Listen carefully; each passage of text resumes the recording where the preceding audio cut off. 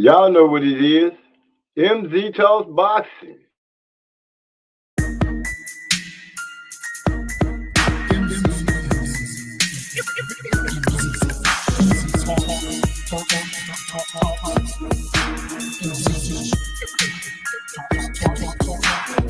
Let me make this abundantly clear. We talk about boxing here. My opinion is winning, but if you ain't feeling it good on your boxing, yeah.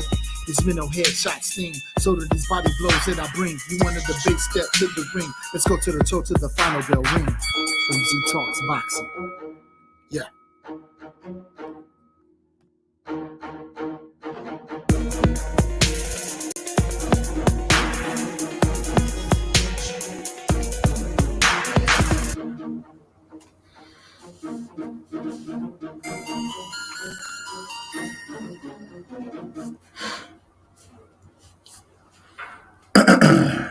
I don't know about y'all, but y'all know what it is. MZ Talks Boxing.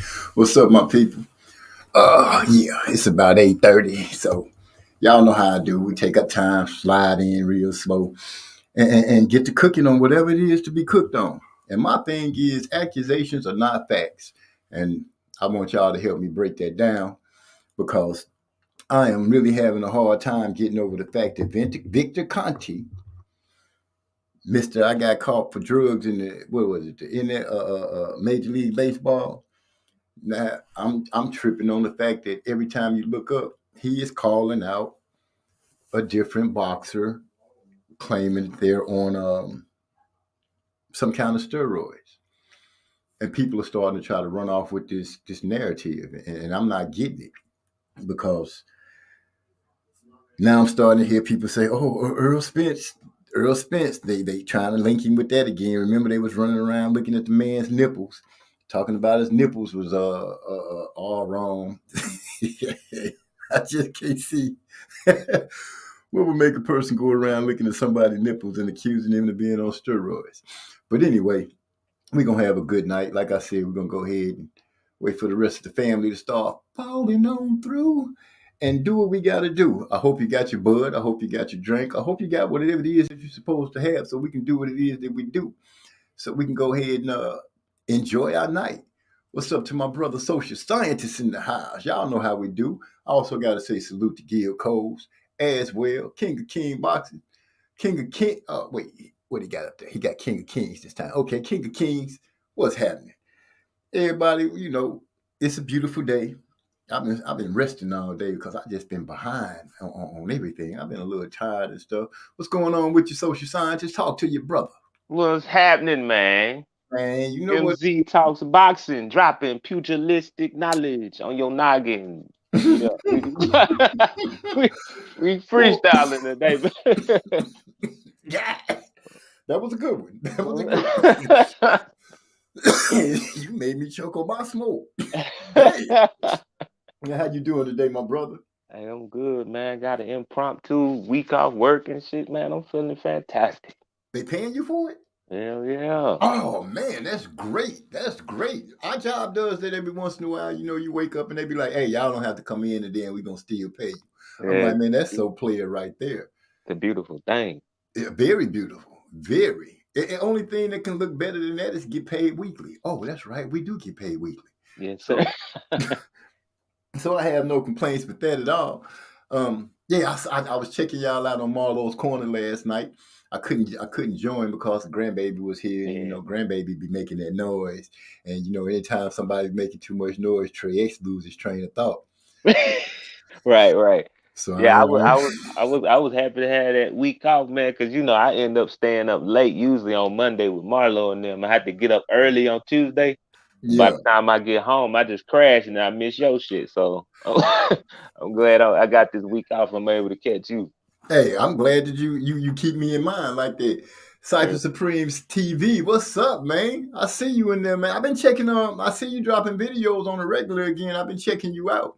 We still gotta hook up about this podcast thing, man, because I'm telling stories over there, and I know you have like sit down talks with people. So yeah, we're gonna have to break that down together, man, and come up with something. So, Mr. Scientist, Oh shoot, there go my other brother, King of Kings Boxing, joining us. And what's going on, pimping? King of the kinfolk. Let me say King of the Kinfolk. Yes, Yeah, sir. I know I messed it up that day, and it's gonna ride with me forever. And I don't care. I like it. That's his name now. Yeah, I was hearing Trey be calling him that, Big E be calling him that. I'm like, shit, you might as well go and change that for good, pimping. You might have changed that for good. Oh my gosh. One of my old brothers from out in the oil field, Trill in the house. What's going on, fam? I'm glad you was able to make it. Come on through and sit back with us. We're gonna break down some things. How y'all feel about Victor Conti? I'm gonna jump right into it. How do y'all feel about him accusing Earl and other boxers about this steroid thing? What is he giving reasons for why he's saying this shit? Because I know you were saying earlier everybody ride with it, but I think mostly people listen to him because they like, well, he would know on that type of shit. So Yeah, I but guess that's what it is. it seems to me that it almost seems to me as if I accuse enough people and I finally get it right, people will look at me in a better light. You know what I'm Okay, he just saying? casting that wide net, playing a numbers Yeah, game. Okay. yeah, he casting a wide net because that just sounds crazy to me. Now you got the people running around talking about nipples again and trying to use that excuse. I don't care that Terrence Crawford has went to snack to try to get build up his endurance and power and all that. It is what it is. He looked at it as a chance to try to get himself better. And so go ahead and run with it. Heck, Devin Haney's over there. Secure Stevens is over there. There's a few of them that's over there. My Yeah. question about it is though, which one of those guys that's with Snack has showed us some different kind of power? Oh shit, I can't name one, brother. Yeah, that's my thing. So I don't really know how good the Snack program is. I see that they have endurance. I do see that because I see Devin Haney doesn't get tired. I haven't noticed Secure Stevenson getting tired, and I'm excited to see him in Valdez this weekend too. Oh hell yeah, man! They just Man, released the second episode of that All Access shit. So oh yeah, I'm gonna yeah, I have to watched check it that before I out. got up on here. Yeah, Was it good? yeah, it's real good, man. I like that youngster, man. As me, Trey X and myself called him, that's the baby world beater right there. You can't miss that. Yeah. That dude got it going on. I think he gonna get out there and box the crap out of that man. Oh yeah, I mean it's got all the makings of a classic. You know the styles involved. Even they names sound like some shit you be talking about 20 years from now. Exactly, exactly. It's Shakur Stevenson and what is it, Oscar Oscar Valdez? Valdez, hell yeah, Yeah, that sound like it. It has all the making of a marquee fight, yeah. and I'm looking forward to it 100%. So, what you got over there, man? What you got cooking over there in your glass, in your blunt, whatever? Who me? Yeah, you. I ain't talking to myself. Shit, man, I ain't drinking nothing but some cherry juice. Hell Cherry juice. yeah, black cherry juice. Wow. This shit right Oh, here, good for. I see. I see King of Kings having a damn hard time staying in on the show. Yeah, yeah, So, man. man, but what you got going on, man? That's important. That that's that the people will consider interesting because you guys know I had told you guys that we had this music coming up, which we do. We just had to slow the brakes down a little bit because some of the stuff wasn't quite clear like it needed to be, and I don't want to give you guys nothing that's gonna be trash.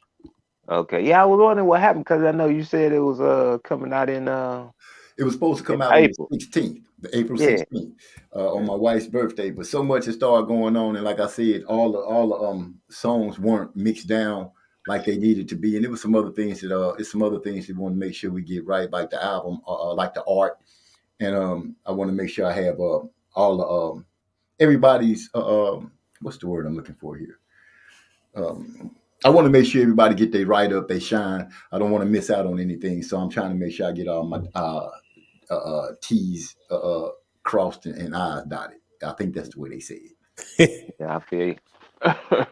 Hey man, sorry about that, man. Dang, my it. daughter gonna call me talking about some dude and her jaw was tripping. So I'm about to run out the damn door, and then she gonna tell me he gone. I'm like, what you call me for? You already She know just, how I do. I'm about to get in the damn truck and ride over there and go crazy. Your ass gonna tell me he already gone, hey, knowing how I am. she want to make sure daddy's locked and loaded and ready to go. Man, I was man. As soon as I seen her name, she said that I was already walking out the door. She, oh, he ain't here no more. And that's a crazy thing because my middle daughter, my middle child was working at this place, and she said it was some cat up there always bothering her, some white dude. And I told her straight up, let him know you got a daddy. You ain't just up there alone. He keep messing with you. I will come up there and make a visit, and he won't be driving the forklift no more. I ain't. Yeah, straight up. I've been had to do that before, man. So she know, like so. But it's all good. You know what I'm saying? What y'all talking about? What was it? What you talking about? Errol Spence and them trying to pull the steroid shit. Yeah, you know they You finna talking try to about paint picture that content? Look, narrative. man, these motherfuckers is look. These dudes are an embarrassment, bro. They were preying upon this man's downfall. They were hoping he slowed down. They were hoping that the car accident, the eye thing was too much, and that he was going to bother this and that. I'm sorry, Errol Spence ain't on no goddamn steroids. He's what's been happened is he's matured, and y'all know as black men. See, somebody got this impression that men fizzle out when in their 20s. Who lied That about that? you know that's what they act like that your primes in your 20s. No, your primes is in your 30s. That's when you have a balance of wisdom, you have a balance of physical development, and you just a calmer. You learn, you have experience. So this is what happened. Errol got that ranch. He is chilling. His mind is focused. He has something to do when he's not fighting. And they're looking at him and like, oh shit. For the first time, they come to the realization, I don't think Crawford can beat this dude. I tell you. I don't think Crawford can beat this dude if he's at if Errol Spence is at 80%, I don't think he can beat him. That's how they're thinking. So they're already trying to come up with the excuses because that's what they do, man. He's actually any fighter in the WBC, regardless of what you want to say about this division when it comes to Mexicans or where. But if you're a black fighter in the WBC, you get the most stringent testing. Bottom line, year round. You have never seen any PVC. Now I think about it, have we even seen a PVC fighter pop dirty? Let me think hard because I don't want to say no and then be wrong. But no, I can't say that I have heard one pop Well, dirty. let's say just say 147, period. No, I have not. Exactly. 154. No, I have not. Exactly. Because they have the most see. So now they're trying to come up with something. I seen the look, man. So that's what that is. That's just hate. And then how you gonna be the dope man accusing people? Exactly. Exactly. You know what No, I'm excuse me. saying? Wait, oh, but you the snitch of a dope man trying to accuse people of doing something. Get out of here. Man, He on that. You know, I used to do this. I know what I'm looking at, type of shit. right. And the thing is, what people are failing to realize is what he used to do is mask what people was taking. He helped them hide it. So I'm really gonna listen to you. You know what I'm saying? This is the guy who helped guys pass tests for being dirty. And now he's standing up on the podium screaming as loud as he can that that he's dirty. I want to say what's up to Hyphy. He say big ups, big ups. How he say how so you feel about people accusing Fundora of steroids and illegal gloves? I feel like it's bullshit until and unless they have some valid evidence and some facts, don't bring it to me because the man, from what I've been seeing, he's been fighting with a high motor. He throws a lot of punches. He just when you look at him, he's an anomaly at 154 pounds to be so tall and long, and to have such a high motor, and to be able to fight on the inside. You can't take away from that man like that and try to blame him on something like that. So yeah, I'm pushing that out the window. I'm not buying that at all. I think Fundora, as far as I can tell right now, is a legit fighter. And unless they come up and say, "Oh, he popped dirty," and they show it and prove it like they've done with the other fighters, I'm gonna leave that man alone and just keep wishing him a good career. I like And what the Fundora. hell kind of steroids is he getting to look like that? He got the wrong steroids. What the I hell? know. Look, man, this is a look. I'm just trying to tell y'all, man, because we all grown in here, but this is a new generation. They want stuff to be so diabolical. You dealing with probably the laziest generation. Period. These motherfuckers don't play. They don't play sports. They don't go outside. They sit in chairs all goddamn day. So they assume anytime they see stuff that's regular physical activity, somebody's on steroids. Let's be honest. Errol Spence, if we went back like 30 years ago, you wouldn't be thinking he's on those steroids. That's just how dudes, black men have superior genetics. We just come out that way. And so it's not steroids because that's just stupid. The only ones that occasionally you got caught of getting caught on steroids is somebody that's just this it doesn't make any sense. Like how you 300 pounds throwing 100 punches and not getting tired. Big Baby Miller Yeah, yeah. I'm like, okay, that you got caught, whatever. But on everything. yeah. So it's like that's the situation, man. It's like the whole that looked like it was fixed. Fight fixing was when boxers was making $15,000 a match. Somebody slipped them 10 grand to take a fall. These dudes is making $300,000, $400,000. It's not no financial incentive, especially at the championship level, to take a dive on a fight. It's stupid to say shit. It's just dumb. That's just it. Don't happen. Do people get robbed in boxing? Yes. Absolutely. But these fighters aren't out here doing it. So what's happened is because so many of these people with Snack, with the Canelo camp, are constantly getting caught. So now they got to put that jacket on somebody else. And nobody, or like I said, in the PVC, from what I've seen, has gotten caught on steroids. Nobody. Exactly. So now we have to figure out, we have to defame it. And then, like I said, it makes me sick seeing Devin Haney and them with them fucking Snack shirts on, bro. Like, I'm like, man, now I know they ain't on the shit, but I already know what the reputation is for that place. So it's just like, shut up and do your own. Like, these fools that like they can just say whatever, man. And like I said, Earl pulls the receipts out. Here's my drug test. You said something, and I was going to jump on the back of it. Train of thought. Oh, my bad. You said something, but let me bounce on Hyphy. Hyphy said King of King Boxing, Andre Berto popped dirty while under the Victor Conti snack program. But he wasn't with PBC either. He was with, he wasn't. That was way before PBC even existed. Yeah, but he was 147 pounder, so I guess, No, I was referring to PBC. I'm not talking about Andre Burrow. Andre Burrow popped dirty before PBC was even in existence. And then after he got off the drugs, you kind of see what happened to him. He got his ass whooped by Victor Ortiz while he was doped up. So, that's real. But, so this guy sitting there saying this, that, and third. No, he's trying to soil him because right now it's in his best interest to soil this guy. Because like I said before, remember we were all talking about, people were talking about Earl Spence was a weight bully. And then the two biggest fights I've seen, these dudes is bigger than him. Ugas and Kell Brook is bigger than this dude at 147. So what are you talking about? So how's your weight bully? And then I seen Little Charlo stand next to him. Little Charlo makes him look normal size. So it's just like, y'all need to cut the bullshit. He's just better. Deal with it. Bud's about to catch an ass whooping. I don't care. He didn't grown into the weight. He's still light in the ass. And I'm gonna love it when it happens. I'm gonna be all sensitive and even float up to the fight, and then I'm gonna be reckless after he whoops his ass. I'm gonna talk so much shit. I'm like, Bud was nothing and all that because I want to hype the fight up. But when he gets his ass whooped, I'm going. Anybody with Omaha in their names again, I'm shitting on you, straight up. Keep it going for me real quick. Let me grab this door. No problem.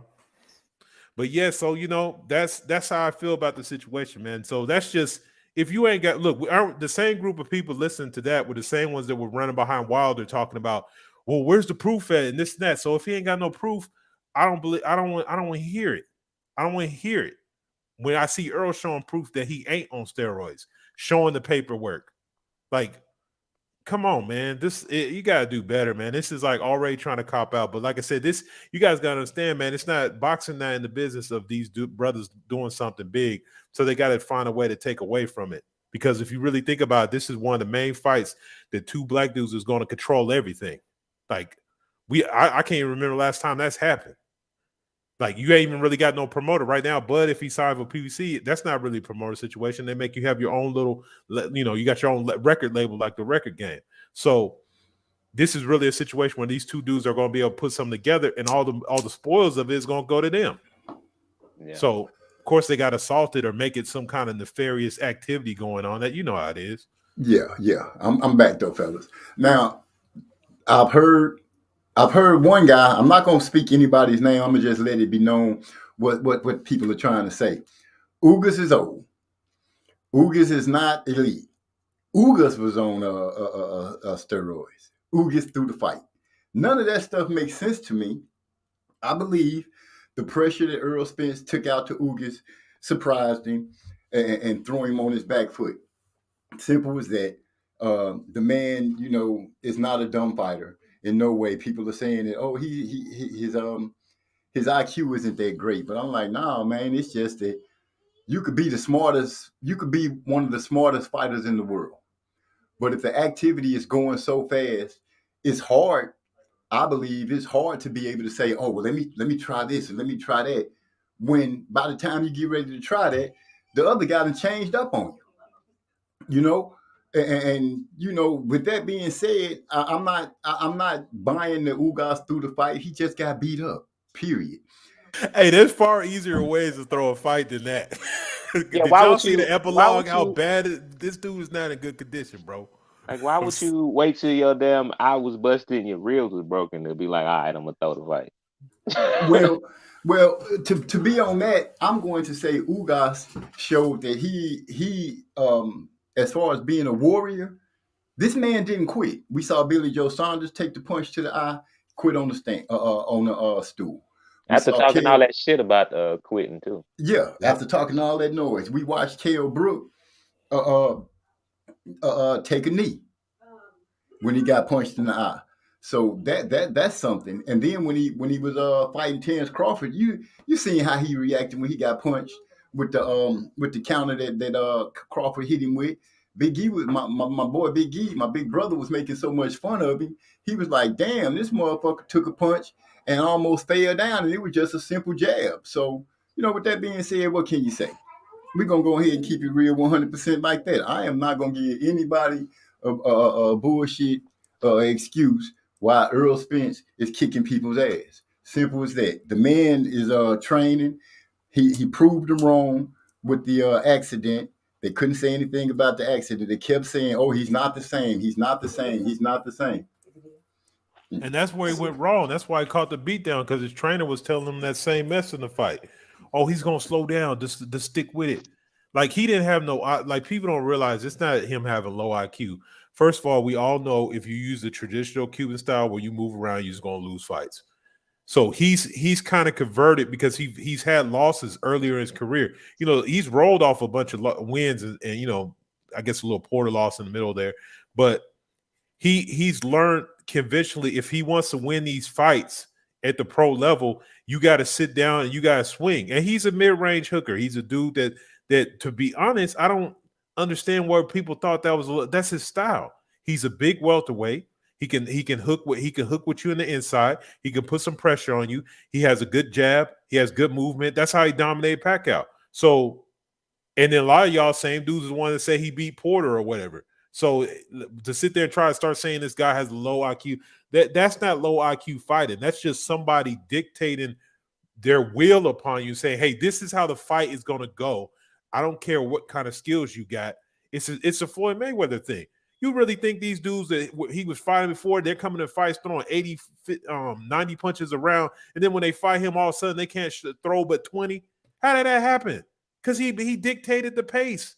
His style override whatever you were doing. That's what Earl is doing. His style is going to override whatever the hell you want to do. He's taking away the things that they do good. And once you take away a fighter's best attributes, what they're going to look normal, especially if they have been looking so great up to the point. The thing is that, like you're saying, when they end up getting against somebody that's as good as them or better, the only thing you can do is try to come up with an excuse of why it happened.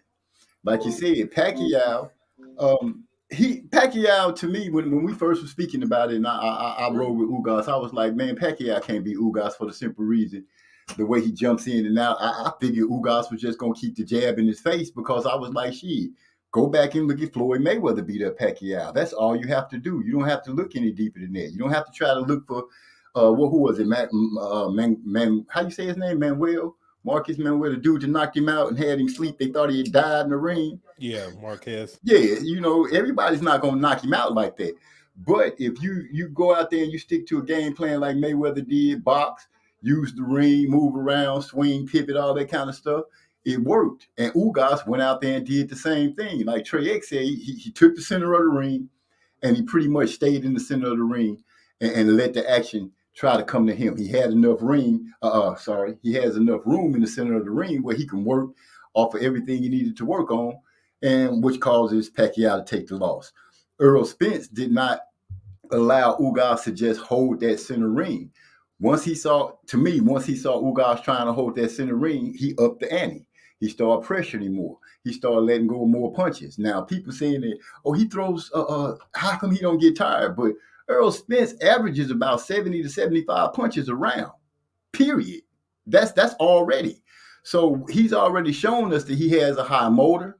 They talking about, he's not that strong, and that's because they saying he didn't knock out Mikey Garcia, he didn't knock out Sean Porter, he didn't knock out Danny Garcia. But I heard the late great Emmanuel Stewart say that damn, I lost my train of thought with that one. Y'all gonna have to work with me for a second. I was about to come up with something Julie that you said. It's all good, G. It's And all straight good. lost it for real. Trey X, because I'm losing my train of thought. Hey, I got some support in what you're saying though. It reminds me of and that's and I guess because I'm irritated of how he's become after boxing, but it sort of reminded me how I felt about Bernard Hopkins. It was like I was like, okay, this dude don't have like Wilder, I'm gonna tap you, you're gonna go to sleep power, eats you up, and it's like, and Earl's even worse. Earl hits your arms. And I'm sorry, people don't realize your arms. It's not your arms that's a defense; it's your gloves. So you get hit in the bicep as much as he was doing to him. He was just hitting him, man. He just got beat up. So yeah, okay, maybe he don't got that connective concussive power, but that's worse. What is happening to you, where somebody is draining you, this beating on you over and over again. But he ain't no mercy. He ain't like you getting concussed and put to sleep. You just getting hit hard enough so that you notice you're getting hit. So that having no power stuff is stupid. Like, because if that's the case, why the hell can't nobody keep him off them? Because I've seen fighters that throw a lot of punches with no power, and you know what happens to them? They get knocked out. Leo Santa Cruz. You know what I'm saying? So so you basically tell me he's Leo Santa Cruz the way some of these fools act. Oh, he ain't got no power and he throws a bunch of punches.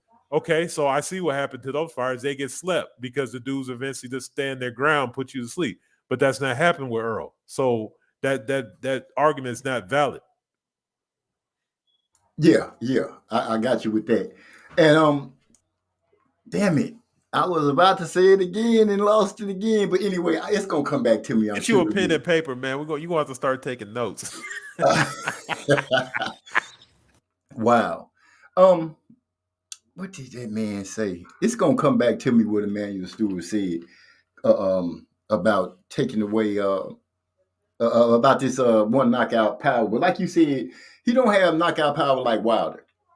And when you realize, or shall I say, when a fighter realizes that what he's going against, what's coming back at him is not enough to like really phase him, then like you said, that's when you start seeing that fighter start walking into it. Leo Santa Cruz got knocked out by Tank because Tank realized, okay, this dude really can't hurt me. Once he found out Mario Barrios couldn't crack like because Tank had said he bigger than me. I got to see how he hit before, and then we'll make a decision during the fight on what I'm going to do. Where we seen what he started doing, he started stepping to him a lot more once he realized that Mario couldn't hurt him. And Coach Derrick James said that about Floyd, and it was somebody else, not Floyd, about Earl, and it was somebody else that mentioned it. That was like, shoot, once Earl realized that what you giving back to him is not going to put him in any detrimental situation where he be in the ring, possibly getting knocked out, he starts stepping to you. Terrence Crawford is the same way. Once he realizes that there's nothing that's gonna really stop him, he opens up and starts to let go. So it's a natural thing as far as I'm seeing with these fighters. And when it comes down to Crawford and Spence, when they step in the ring, it's going to be, I believe it's going to be that. The first one that realizes that, hey, this dude ain't really got nothing for me, we're going to see them step their game up and start to do what they need to do. It's gonna be awkward, man, because Terrence Crawford is kind of a slow starter, and I don't, and you know, Arrow as the fight goes on, he gets stronger, but I wouldn't say he's a slow starter. So it looks like it's gonna be interesting.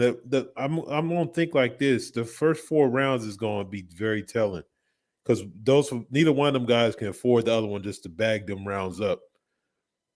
So I don't know. I don't know if he's going to make Crawford press a little because people can say if they want about that Porter fight. Yes, it finished in knockout, but his team told him he was losing for a reason. Porter was doing good work in there, and this is microphone Porter. So I mean, let's keep it real. So Arrow's going to be focused. You know what I mean? And this is the thing I keep hearing about people trying to discuss. Like, should Bud take a fight in between? No, they should go straight into this fight. I don't want no kind of shenanigans. I didn't realize that fight was in November against Porter, but shit, they should just go into this fight. Now I know they're probably trying to avoid September because that's when Canelo usually with fights. Mexican holiday stuff and all that. Yeah, And this is one time I'll say no, I wouldn't try to go up against Canelo because he's fighting Bivol, and a lot of people are giving Bivol a chance. I'm kind of leaning toward him, but I'm hoping that he does have the power to make Canelo think about it. You know what I'm saying? He gonna have to the same way Earl punched through Ugas's guard the whole night, attempted to punch through his guard the whole night. That's the same thing Canelo Bibble's gonna have to do to Canelo. Simple and plain. well, even though it's not a good comparison, but also the thing about Bivol, he's gonna have to beat. This I feel like this about Haney when he go over to fight Cambosis too. He's gonna have to beat Canelo like how Usyk beat up AJ. You gotta leave no doubt. You gotta leave no doubt where to the point people are like, damn. It don't even have to be a thorough ass full, but it has to clearly show. Yeah, at no point in time in that fight can Bivol take a break or take a victory lap. He got to push that shit all 12 rounds. And if he can do that, he can win that fight. This is something different. I think he has a good mindset. I heard him talking. Like, I don't understand why people act like this dude's invincible. Like, I see, like you could tell he's a student of the game. Right. So that's going to be his biggest asset. And so Canelo, he going for the bag. But for me, as far as the last several fights for him, I think this is a more difficult matchup than Triple G or any of the rest of that crap. This is a very good fight. Now, I don't know. Like I said, people change up when they get a ring, but so far I ain't seen that from Bivol yet. So hopefully he can go in there and, like I said, make something happen.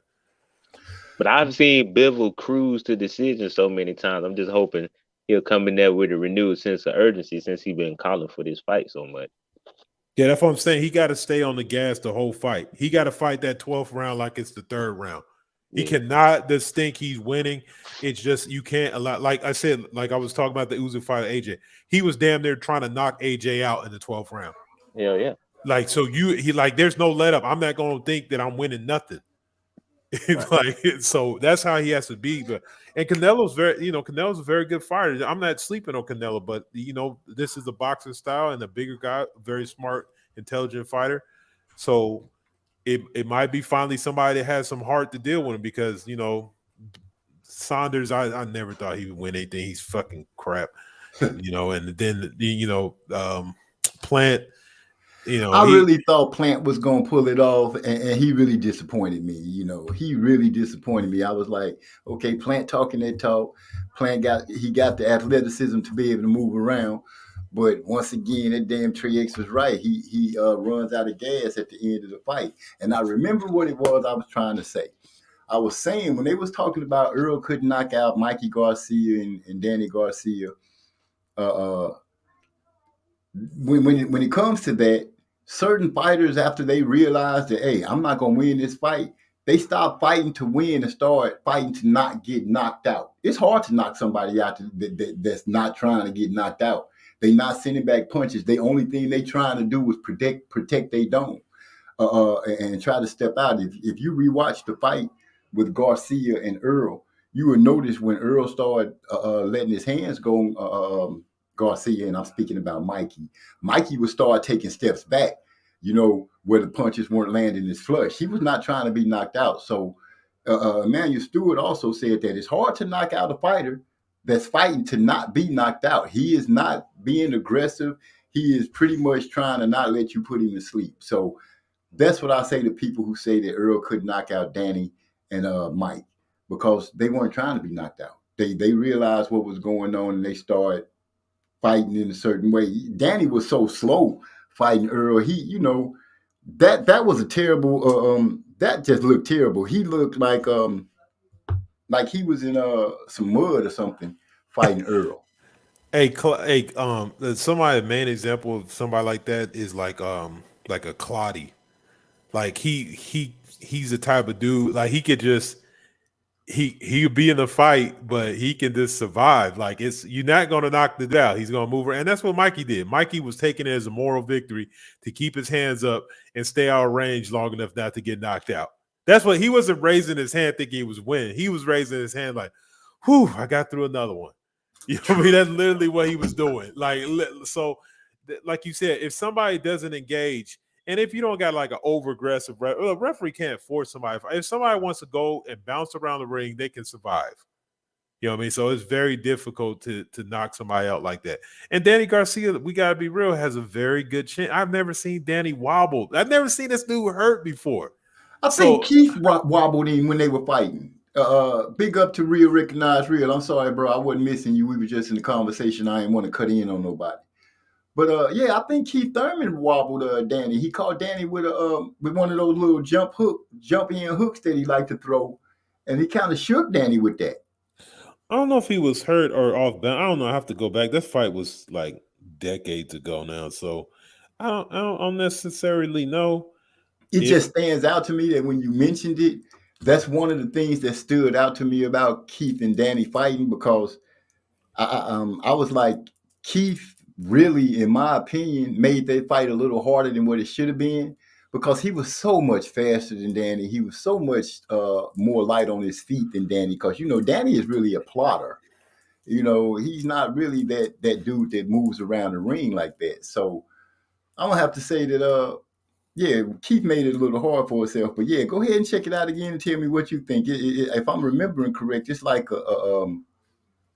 it's kind of like they were apart. They had a little lull in the action, and Keith made this little leaping lunge, with the left hand, and caught Danny solid. But I could be wrong. But the thing about Danny is, I think a lot of his big wins are when he caught people off guard, underestimated him. Because when the signature win, that first time I really actually paid attention to Danny is when he knocked out Amir Khan.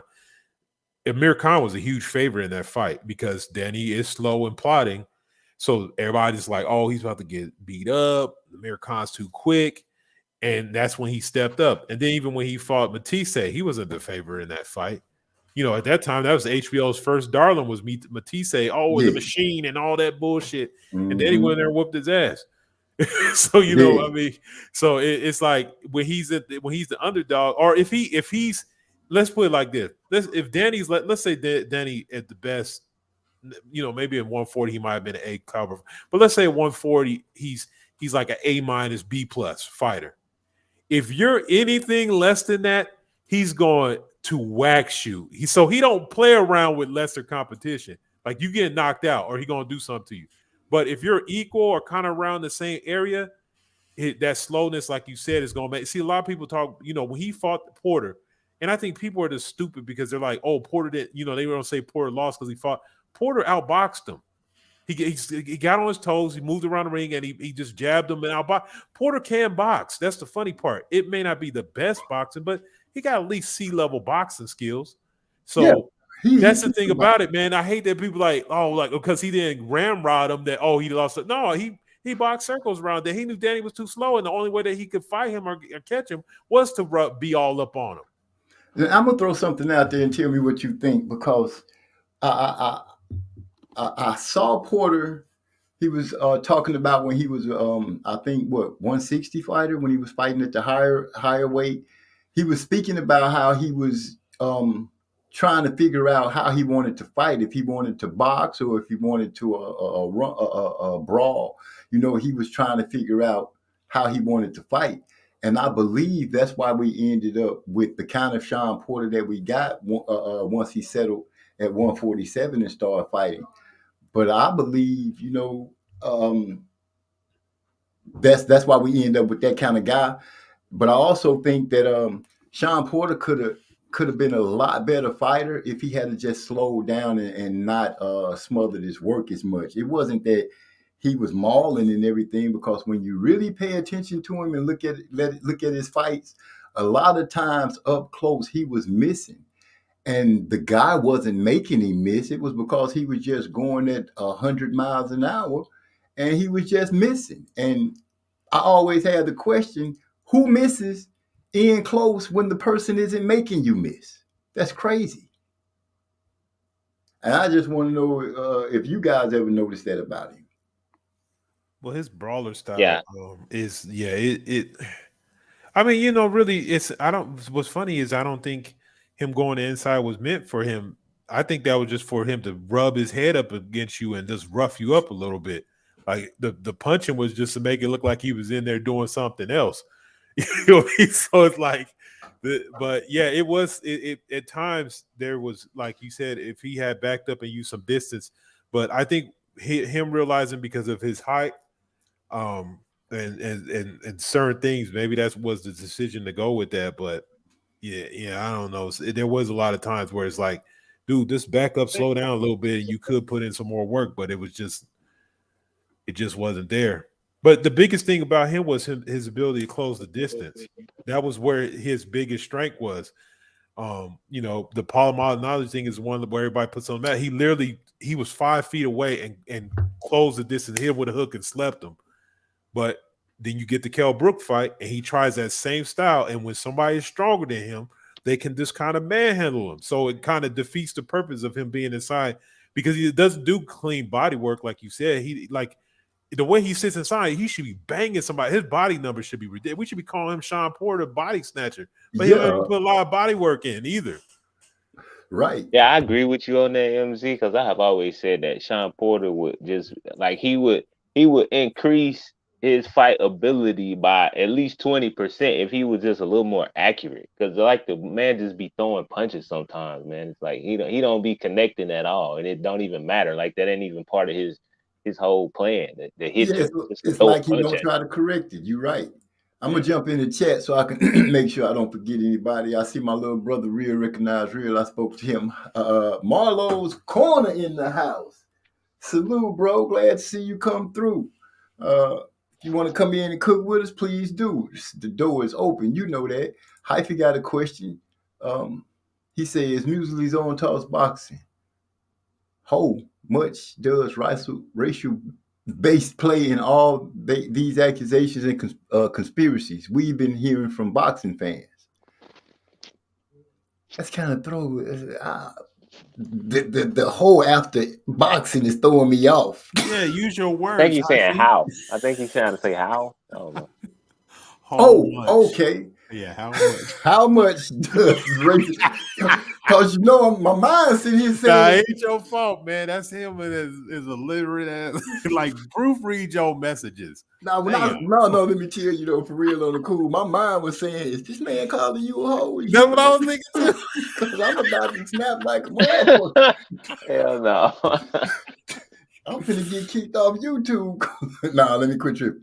Okay, the racial bias play in all these accusations and conspiracies we've been hearing from fans. I guess you asked me, do I think it's racial bias playing in some of these accusations and conspiracies? I would lie to you if I told you if I told you I didn't think so, and you would be remiss if you was to say that there aren't.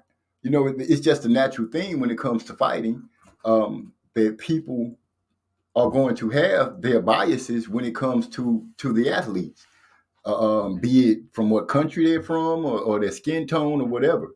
Yeah, sure, that is taking play in it, but it's going to be hard for that to actually take play in the Earl Spence Terrence Crawford fight because you're looking at two black athletes. So when people start trying to use racial bias or anything like that, it's impossible to do that because you're looking at two black athletes. So that right there for this fight, that's out the window. It's not. I don't think that's not what's going to drive and sell this fight. What's going to drive and sell this fight is the fact that you got two dudes. You know what I'm saying? This is where you can finally look at the athletes and say, man, we got two men at the top of their game that fight. And they got followings of their own from both sides. Now, you can argue who's the better crossover to pull in the essays and the Caucasians, but that's that's hearsay. They're gonna come up with something for that. This is just a high drama fight. That's what this is. This is one of those fights where people are salivating about whose guy is going to beat up whose guy. Is Crawford going to beat up Earl Spence and make him look bad so his fans can relish in that? Or is Earl Spence going to go out there and put hands on Crawford where his fans are going to relish in it? So, yeah. In some other fights, yeah, you probably can pull that, but not this fight. This fight here is going to be strictly on its merits of who is the best. And people should be greatly appreciative of that, because how often do you get to say we are really going to see the best of the best at 147 fighting?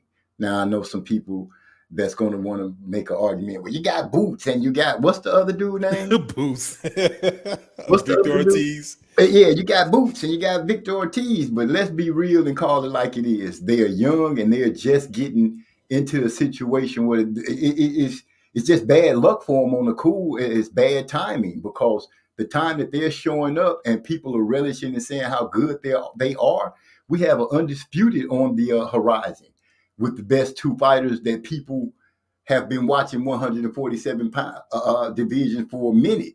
And so now, when it comes to that, I see you, D-Lo. When it comes to that, you got to go ahead and just say, we gonna get a fight that people are actually going to have to say, hey, the best of the best fought each other. Boots and Ortiz, once the undisputed is claimed, I don't know, who the winner will be. I'm guessing Earl Spence, and I don't think he's going to stick around to have one more fight once he gains the belts. I think he's going to go to 147.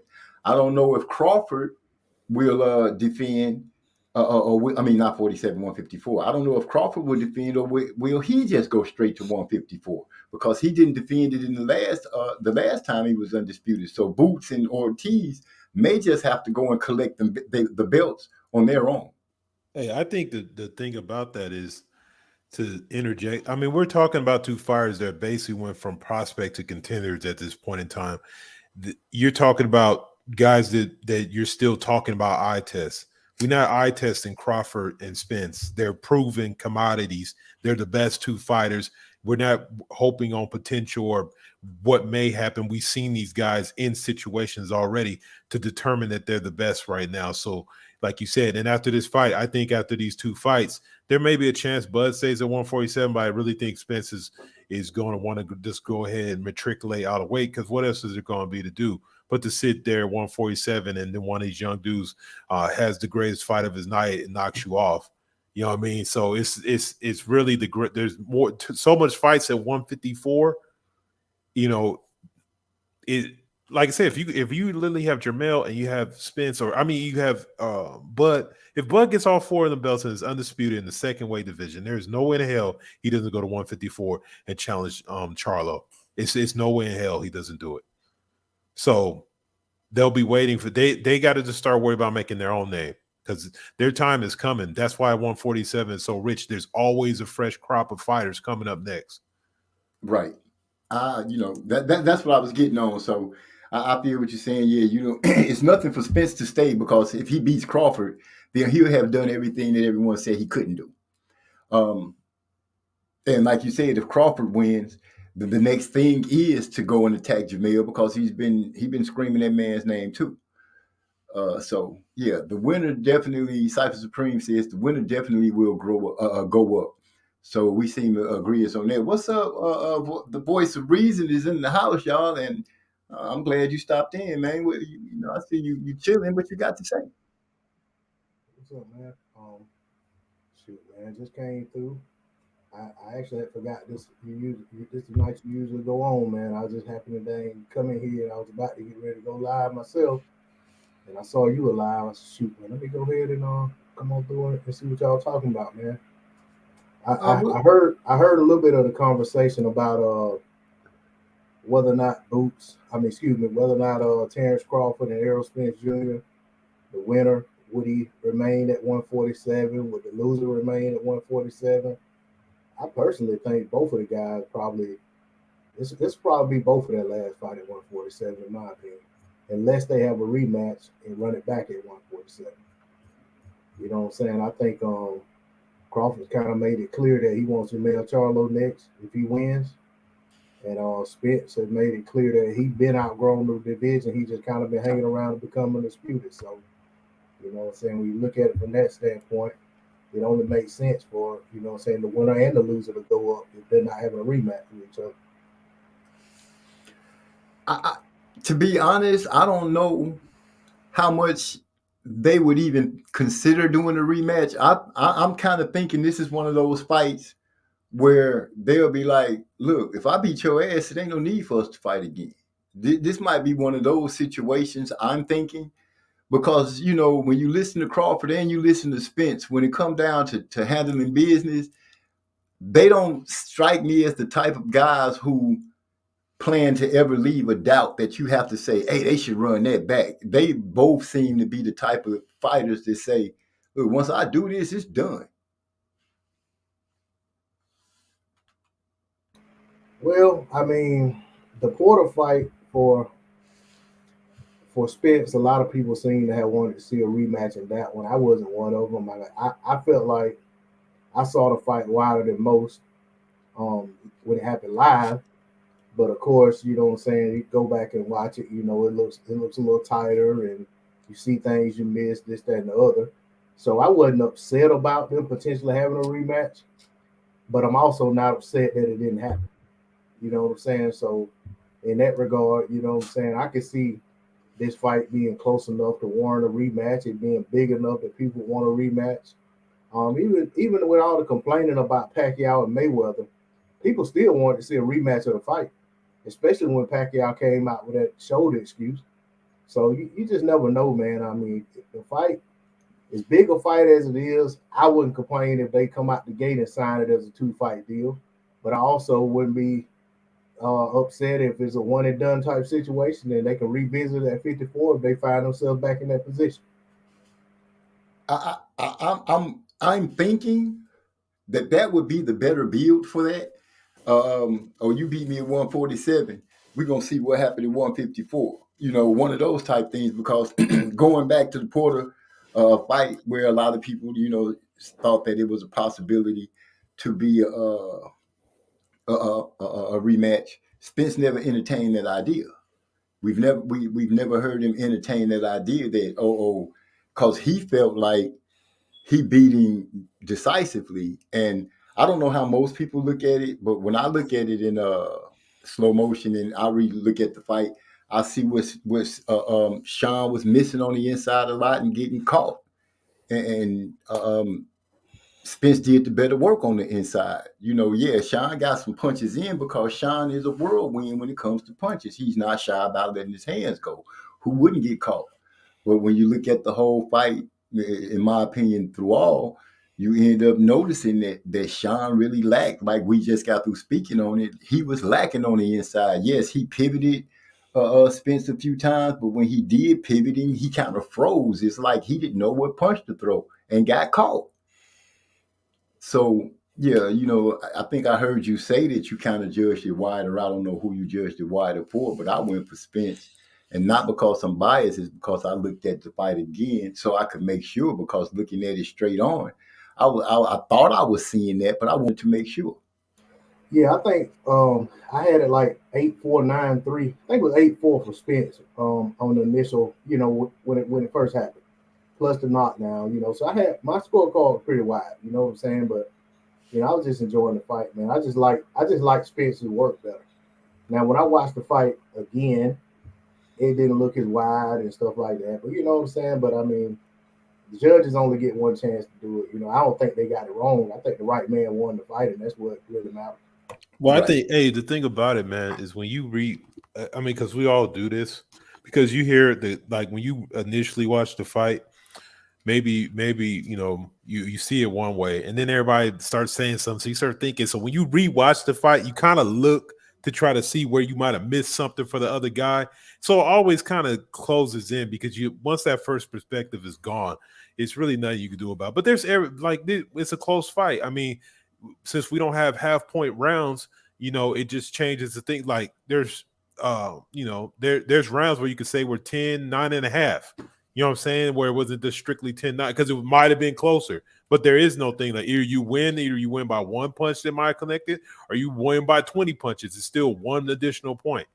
So that's kind of where when fights get closer, or it's like you're kind of trying to decide who to give a round to, and you like, damn, this dude only won that round by a couple punches, but he still won that round. I got you. I got you. Uh, going back, who was I? At 154, it's kind of sticking in my mind now that he has put himself in the runnings to like really make some noise. Fendora. I would really like to know what you guys think about him because when we talk about the 154 division, we do not bring up his name at all. And I'm looking at this young man, and I'm like, he composed to be a problem at 154, and it's like he's out there now. We seen his this Lubin win for him, in my opinion, did just what I think it put him in a light, and he has a chance to be a problem in the 154 division. And I would like to know what you guys think about Fendora and what kind of run he could make now that we've seen him beat up Lubin, and what you guys think he might do in the 154 division. Anybody can go first. I don't care. Well, I'll put it like this. It's not that we did. Well, I guess the reason we haven't been talking about Fondura because until like a few weeks ago, we wasn't really sure about him. But so, yeah, he definitely is in the top echelon because you got to think he's undefeated. He's young. I think with Fondura is they need to put him in those difficult situations as soon as possible because it kind of reminds me of like a herd situation where there's only so much punishment, and I think really he takes less punishment than Hurd uses. Hurd uses to take punches straight to the face. Right. So it's like, but so he kind of have a still kind of like a rough style like that, and I think he's young, he's smart. I don't see him like I don't see who's going to be a fight that's going to be like okay, this is a progressive fighter because let's be honest, Lubin, outside of him getting knocked out by Charlo and being hurt a few, he's that top group, and he's literally one fight away from getting the title shot at whoever wins this next fight. So we could say he's the number one contender since the two champions are fighting, and he beat him. And so you start going behind the list behind him of all the other guys got losses, been knocked out before. He's undefeated. He's young. I think he's ready to go. I don't know if I pick him against Charlo. Um, I think he may have a better chance, maybe against a Castano or something like that. But I like I said, I think if that's what's going to happen, they need to be doing that soon, like within the next year, maybe two max. Okay. Okay. Because yeah, like I said, I'm looking at him, and I have been watching him. And like you said, a lot of people weren't talking about him because they weren't for sure yet. But I think that he's put in a lot of people's mind that they are for sure. But I'm not going to take that time. D'Lo, you want to speak on that? What's your thoughts on Fandora? I think, I mean, he's exceeded my expectations. You know what I'm saying? Like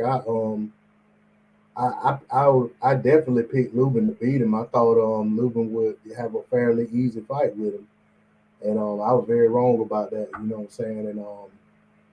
And Lubin had a few moments here and there, but for the most part, man, it was pretty much a washing. You know, Lubin pretty much got dominated. You know, beat from pillar to post, and you know what I'm saying, that was very impressive. They had, I think, one common opponent in Gallimore. And I actually, that probably was the first fight that I was really impressed with Fundora, how easily he took Gallimore apart. Because Gallimore, you know what I'm saying, he's a pretty tough fighter, you know what I'm saying, pretty gritty. And you know, Fundora kind of just dispatched him with ease. And of course, we saw how the Lubin fight went. And then of course the I think his name is Sergio Martinez, not Sergio Martinez. Is that his name? Not Sergio Martinez. Anyway, the Spaniard that he just fought. Um, that fight was pretty close, and you know I actually felt like the other guy might have done enough edge to fight out. But with that being said, you know what I'm saying, they don't take away from what Fundora was able to do after that fight. So you know I just think Fundora, his skill set, his work rate, his size, reach, is gonna be tough on just about anybody that fights him. And you know I think that you know, I think that you could throw him in there with just about anybody in the, you know, in the top five, you know, in the division, and I think, you know, he'll give him a tough fight. I personally, you know, if I had my choice, and I know, you know, what I'm saying, it's not gonna happen, but I would like to see him fight, you know, fight Hurd, but Hurd is so far out of the picture right now that you know that fight's not realistic. Or well, I say that. Then again, PBC could, you know, just you know pull it out of their behind. You know, you don't know, but I think that would be a good fan friendly fight. But you know, it wouldn't be a good fight for her coming off a loss for sure. But Jamel Charlo, you know, one of the matchmakers at 154, you know, he already got an opponent lined up for Fundora. He wants Bud Crawford and Fundora to fight. So you know. I definitely don't like that fight, but you know that's what the champ is calling for. I don't like that fight at all. What is he talking about? That's crazy. What's he He want saying? to he, he want to bring. I did hear him say that, but it just popped. You know, got fresh again when D'Lo spoke on it. Jamel did say something about Bud fighting Fundora, and I'm like, anytime I hear a fighter say that somebody else should fight somebody instead of fighting them. And I don't care what fighter it is, what color he is. That's just a weak statement. I don't want to hear the champ talk about go fight him and then I'll fight you. That's just that just don't sound right to me. Yeah, he was asked about fighting either of them. He said, "Why don't they fight each other?" I think he was being a smart ass. You know, hey, see, what's funny is a lot of times we get these sound bites, but man, we don't be realizing how many of these asshole reporters be asking the same damn stupid ass questions over and over. And the dudes be getting irritated and just saying dumb shit. You know, they try to catch arrow with some of that stuff. And you can just tell these fools it's just like, damn, are you gonna ask me this again?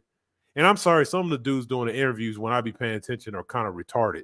So you know he oh, what about Fundura? What about it? And they're just like, man, okay, won't they go fight each other?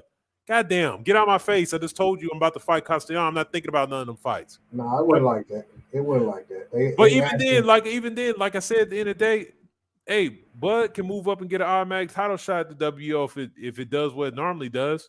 I mean, I put it like this: I've only seen Charlo Lou one time. I don't think he's scared of none of them dudes. Period. That's just all it is. He's took on all the best fighters in his division.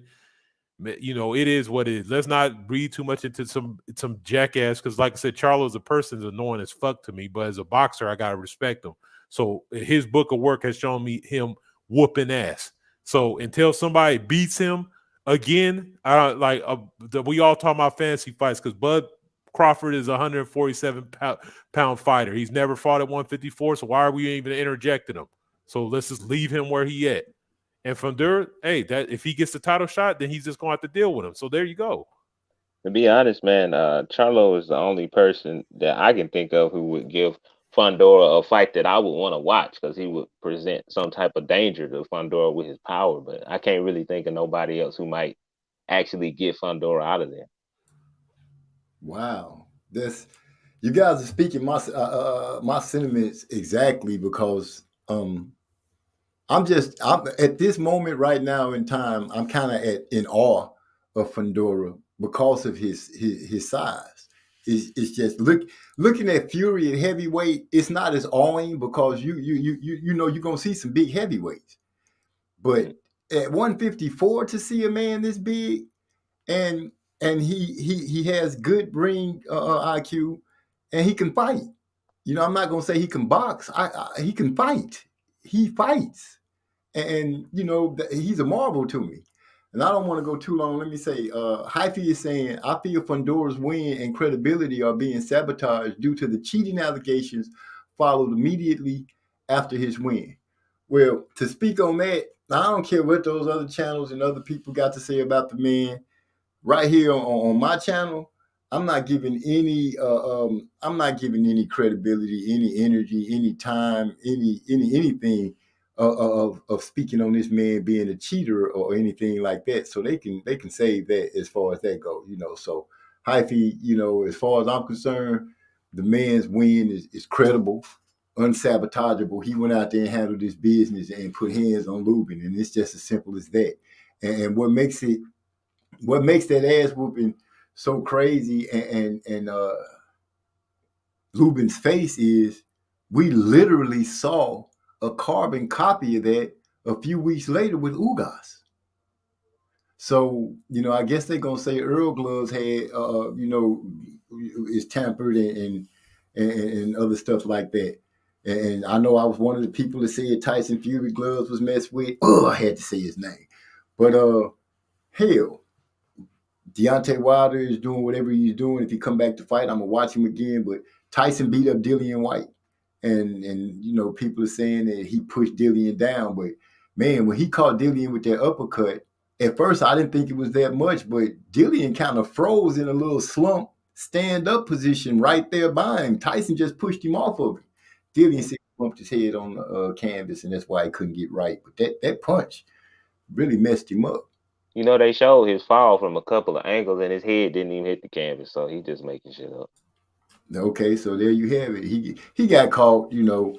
And that's it is what it is. I'm not gonna spend time talking about them. I'm going back to my favorite fighters and stuff like that. So we all kind of agree that Fundora is pretty much the business at 154, and he's standing to do something pretty amazing at 154. Yeah, he's gonna be hard to beat, man. Very hard to beat. Yeah, and you're not gonna be able to go at him in a high guard and thinking you're just gonna walk into him because he lets his hands go. He believes in letting his hands go, and on the inside, like you said, Charlo could be a very hard fight for him because he does get back on defense slow. He does protect that jaw slow on the inside, and that's how Lubin ended up catching him. And Charlo actually looks for that when he throws that hook. You know, he caught Harrison like that when Harrison was trying to throw. He kind of looks for that. So yeah, Fundora could end up falling to I believe is the future undisputed champion at 154 pounds. That's the only guy that I'm seeing really. If I look at everybody hard, he's the only one I'm seeing that would do that. Yeah.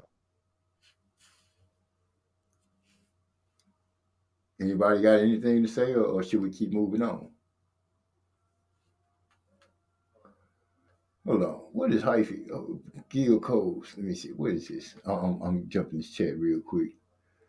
Cypher Supreme said, I just wish they let Lubin finish. He was ahead on the scorecards. Only 2 rounds left. I feel for Lubin. Wow, they had him ahead on the scorecards? And I felt like Lubin was getting beat up. Yeah, you You might be probably talking about that was. Steve Farhood scorecard. No, he was ahead on all three cards, if I'm not Oh, mistaken. for real? Damn. Yeah. Wow, I'm going to have to go look at that fight again because I didn't see that. We definitely would have felt for him if he'd had to endure 2 more rounds of what he had what he was getting. That was rough. Yeah. Most definitely. Hey, when you see a dude transform from one face to another, over the course of a fight, man. That's kind of rough even on us as fans to watch that. You know what I'm saying? I watched the dude come in looking like Lubin, and he left looking like somebody else. Yeah, but you have to acknowledge the fact because you are a boxing fan, it's certain parts of brutality that you look for because other than that you wouldn't be a boxing fan. It's far fetched for you to say you don't expect to see a good ass whooping in boxing. You just expect that. Now, when you see the results of it, you might feel a little different. Or when you see somebody out there just getting their ass handed to them, where you be like, man, dude, y'all need to stop this. This is enough. But as far as it goes, we go into a boxing match, whether you want to admit it or not, looking for brutality. That's why we're boxing fans. Hyphy's asking, he said, musically zone talks boxing, King folks boxing. King of King, I see King folks. King of King boxing. Have you taken a liking to the big snowman now that he's defended the title in enemy territory once again? First of all, he's only defended the title. Okay, he was at home. What are you talking about? In enemy territory. And no, I ain't taking no liking to him. I would never take a liking to him. I don't care what he do. I don't like that man. I'm sorry. Yeah, I'm right there with you. Ugas right eye said y'all got me fucked up. Got me fucked up out here. Gil Coles with the jokes. Bruce Goals, what's up, man? I'm sorry. I hope I didn't wait too long. I'm just not seeing you. Salute to Bruce Goals. He say salute to the my brothers, MZ Musically Zone Talks Boxing, and the panel and the chat. So everybody, what's up to Bruce Goals? Cypher Supreme say I've seen worse when it comes to somebody getting beat up. I don't know. Marlo Corner. Marlo speaking. He says all I know is Spence said Terrence Crawford. I'm coming for that MF belt. Okay, so we're getting back on the banner of Crawford and Spence. And the fact that Mr. Conti is accusing Spence of being dirty. He accused Ugas of being dirty. He spoke on Demetrius Andre. Um, he literally said that the PBC won't be able to hide their water testing. And I'm like, I didn't know they was hiding their testing. And it leads me to question, because he really started getting louder and louder once it started being recognized and people start speaking about the fact that Crawford is over there with him. I have no problem with Crawford going over there using the machines and taking the supplements and doing whatever he's trying to do. And if they want to start screaming about people being dirty, I'm going to say, shit, make sure they both get tested. But I think Victor Conte and Snack need to be taken out of the picture if you want to say something messed up, because he's a man known for masking agents that you're not supposed to have in your system. To me, every fighter, I still have to look at Secure Stevenson and Devin Haney and those guys, and I look at them in good light because they've never been popped dirty or anything like that. But let's keep it real. The man that got popped for helping people hide drug tests is the man screaming about fighters being dirty. Terrence Crawford gonna get beat up. I'm gonna say it right now, right here, loud as I can. Terrence Crawford, y'all, in my opinion, is going to get beat. Not because I think he can't fight or there's something going on. I just feel like Earl is going to beat him. And I think, I might be bothering the voice of reason a little bit because I think he a Crawford fan. And I'm not going to talk down on Crawford. I would never do that. I have not done that because the man can fight. He got hands. But I've never seen him in a situation where he had to deal with a lot of pressure. Well, Pressure that's I'm coming into also a resident Bud fan, but I ain't mad at nobody saying they got Spence. As this what boxing fans do. You choose your guy. You know what I'm saying? exactly. Do you? I'm doing me. I'm just letting you know that I think Bud gonna get beat up. Now you might think Spence gonna get beat up, and I'm gonna ask you why. Why you think Spence gonna get beat? I don't think he's gonna get beat up, but I think he's gonna get beat. Why do you think that? Uh, well, I just like the way Crawford goes about figuring out a way to beat people. So it's kind of like the Andre Ward Floyd Mayweather effect, where I just feel like this guy's gonna find a way to win. He's a more creative fighter, creative punch selection, creative way he throws his punches, and he breaks his opponents down through his intellect. Whereas Spence, he breaks people down with just straight up brute force, basically, because he's big for 147. He can do that. Crawford can't afford to do that at 147 because he ain't a natural 147 pounder. So the way that he's overcome his opponents has always been with his mind. So I appreciate that in the way he goes about beating his opponents, and I think he'll figure it out. Okay, I want to hear from the voice of reason too. Why you think that Crawford will probably beat Spence? I'm just getting you guys' opinion because I'm gonna give mine. Well, in regards to what Marlo said that Spence said about the belts, I just what I'm saying, I just reached out to Team Crawford. This is the message they want to send. Hold on. This dude got sound effects. That's what they had to say. Uh, They told Spence, come on if he coming. Gonna put something on his ass. And that's exactly the way I see it. Like I'll say this about it. You know what I'm saying? I don't ever get offended or feel any type of way about anybody having an opinion about how they feel like the fight breaks down. If they feel like Spence steamrolls him, that's their opinion. I'm seeing a lot of people like taking offense to somebody saying one way or the other that somebody dominates the fight. And to me, like, I don't care, man. Somebody come to my channel and tell me that Spence dominates Bud. I ain't gonna say that they don't know what they're talking about. That's their opinion. You know what I'm saying? I mean, the fight can play out that way. Same thing the other way around. I think it's gonna be a good fight, but I would be lying if I say that I don't think either guy has the chance to really get a lot of separation in that fight and put on a dominant performance. Put on like a career defining performance against their best opponent, you know what I'm saying, to date. So, to me, I really like the matchup. I've liked it all along. Of course, when Bud was at 140, I didn't like the matchup as much for him, as he might have liked it for himself. But at the same time, I was all for it. If he got that opportunity, get your little ass in there, you get beat, you just get beat. And you know what I'm saying, I still feel the same way. I just don't see him as a little guy anymore. I feel like he's acclimated to the division. But I'll never be one of those people that don't want to see a fight because I'm worried about the guy that I'm pulling for losing the fight. You know what I'm saying? If I honestly felt like Errol would win the fight, I'd say that. You know what I'm saying? I don't think he wins the fight, but I've been wrong about a lot of fights, as y'all can see on my Standing on Champ Ross. But I just think I think there's a lot of things you can't measure in fighters that you can't really see it on paper. It doesn't show up on the tape as far as like your dimensions, is like your weight, your height, and all that stuff like that.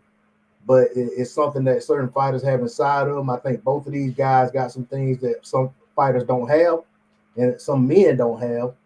But I think when it comes to a sheer will to win, it's like that old saying, unstoppable force against an immovable object. One of them got to win, one of them got to lose. So, I just feel like, what I'm saying, for me, I've always felt like Terrence Crawford could do more, even when he was first coming up from 140. I just didn't think that being a smaller man, the more that he could do, what I'm saying, especially coming into the division, I didn't feel like all of those things he could do would offset Errol being just as good a fighter, but being a bigger fighter and being acclimated to the division. I felt like he would probably, wear Terrence down and make Terrence become gun shy and, probably win a decision, pull away late on the cards. I don't see it that way now. You know what I'm saying? I feel like Terrence got acclimated to the division. I feel like he's been taking punches from big punches at 147. and he might not be walking through them, but he ain't folded. He's overcoming adversity just like he has at other weights. He's still sharp, still thinking in there. I don't feel like he's gonna get frustrated and just just try to get through the fight and just do the same thing over and over, like say for instance Ugas. And that's one of the things, y'all hear me say a lot. Sometimes fighters get in situations where they don't adjust. They just try to do the same thing harder. And I feel like that's what happened with Ugas. He couldn't make adjustment, and he and his team just was like, well, just go out and do the same thing, just do it a little bit harder. Maybe it'll stem the tide. That's not the way Bud fights. You know what I'm saying? Bud is constantly changing angles, constantly changing things up when it's not going his way. And I don't expect him to do anything less than that against a guy who, is going to be perceived by everybody watching and probably himself to be the best guy he's ever shared the ring with. So I don't see him going in there just fighting a dumb fight. But at the end of the day, there's another guy opposite him that has to comply, and that's the part you can't account for. And that's goes for both guys. So, regardless of what game plan Bud has, regardless of what his ideas of and how he's thinking his way through the fight and adjustments he's making, there's a man on the other side of the ring that's going to be making adjustments as well as he sees the need to, or he and his team see the need to. So it's just going to be, I think it's going to be a chess match, but it's not going to be some like watching paint dry type chess match. You know what I'm saying? I think it's going. I hate to use somebody else's saying, but kind of like high speed chess. But I definitely favor Terrence Crawford. You know what I'm saying? That hadn't changed, but I think it's going to be a hell of a fight. King. Yes, sir. What say you, sir? Who you riding with? Mr. Errol Spence. Let's Okay, say this and much. I would This is like the to know thing. why. This is the thing about it that I feel about Errol Spence. I think, uh, you know, I think his ability. I think that a lot of people are mesmerized by Terrence Crawford because he likes skills. Oh, he switched dances and all this stuff, and that's cool and all. I mean, it's nice and all, but I think Arrow has a lot of tools, and he's going to impose his will in this fight. I don't think size is much, like you said, is not going to be a factor anymore. The thing about it is the only intangibles that I'm wondering about is exactly how Crawford. What's he going to do? Is he going to come out and stay in the southpaw stance? Is he going to try to switch and do different things like that? But I don't think none of that matters. I think Errol Spence is just going to start at a certain speed, and he's just going to do as usual and become an avalanche. He's going to work the body. He's going to force Crawford to fight him. I don't think it's going to be a situation where I think just the way Crawford is, I see him fight. I want to say that was Postal where he basically boxed him and set on outside. He's not going to be able to do that with Spence. Spence too fast on the front foot to allow him to do that. So if you get into situations where you have an exchanges, I'm going to take Errol Spence in the exchange every time. So like everybody said, I don't think one dude's going to be dominant. I think it's going to be kind of a back and forth situation, and I think it'll be a fight where Errol wins like 7-5, but he's going to do just a little bit extra. And like I said, the biggest thing is Bud starting slow. If he gives up those first 3 or 4 rounds, it's definitively he can only win by knockout at that point in time. And because he likes to figure out a guy, like he likes to get a guy's timing down, and he likes to judge the speed. I think he'll lose the first 3 rounds, and then they'll trade off rounds from that point on, and Errol wins the fight 7-5.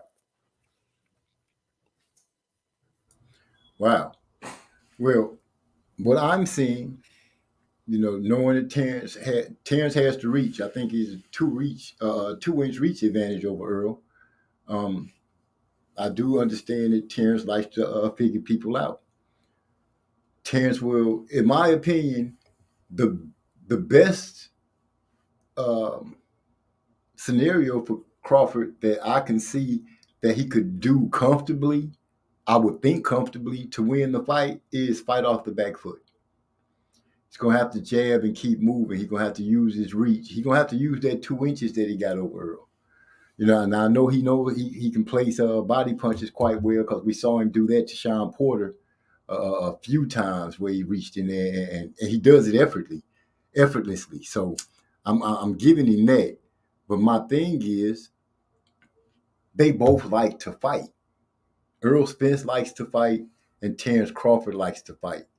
And usually, when you have two guys that does that, we've seen Bud get into the slugfest at certain times where he wants to sit there and exchange, and that's that fight in him. And I typed in the chat the other day when you guys was on Marlowe's corner about who has the most dog in them. And when I look at fighters, my opinion of who has dog in them are fighters that like to fight, fighters that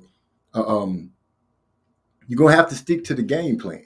You know, EJ is one of those guys. He listens to his coach quite well. Terrence Crawford, he listens to his coaches quite well. So it's going to come down to the guys fighting and who likes to fight the most, who likes to sit in there and fight. We might end up having a fight that when we get to the 12th round, if they go for the full 12, where we will be wanting more because we'll be like, dude, these dudes was out there going at it. But in all, I think Earl will be able to bring pressure.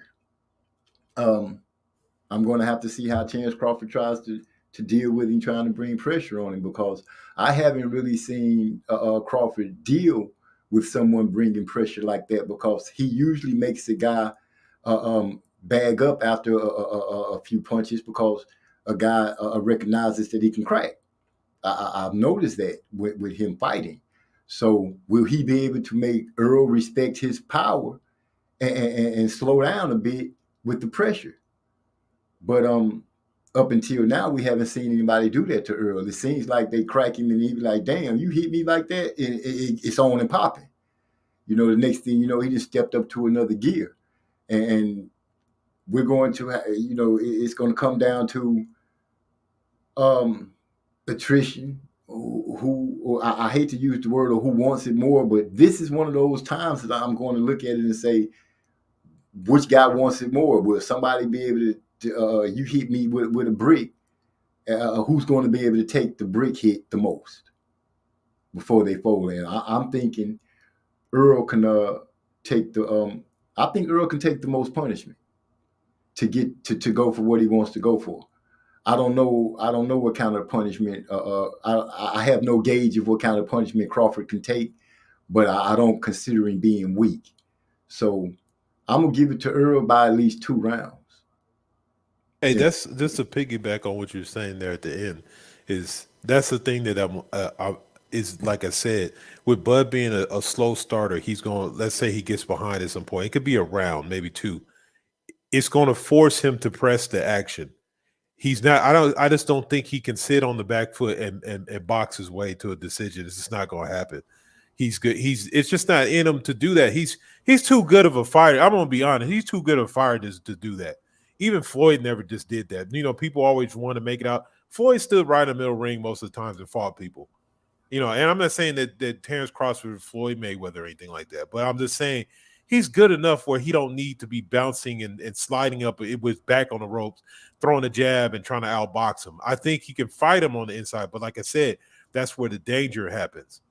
And that's the situation where Spence is going to want him there. And like I said, it's just like you said, it's going to be a war of attrition. Who's going to be able to take more, and who's going to finally concede? It's going to be the dudes in the tire, and that maybe not that bad, but who's going to step their foot out the tire first and have to, you know, and back off a little bit. Now to jump on that, opening my eyes and to make sure I'm looking at it fair and balanced. If Crawford, because I know Crawford can step on the gas and step it up at points in time. You know, when his team told him he was losing to Porter, they stepped it up. If he steps it up on Spence, we've never seen Spence really under pressure like that. So there's a question mark for me right there. With Spence, how will Spence deal with that if Crawford decides, hey, I'm going to step to him and step it up? I'm going to just put these combinations to work, pick at him in open spots, and see what happens. We could see that, and I don't know. I can't. We have seen Kell Brook Now I'm not saying that Crawford, but Krellbrook did step to him and put him on the defensive in that fight.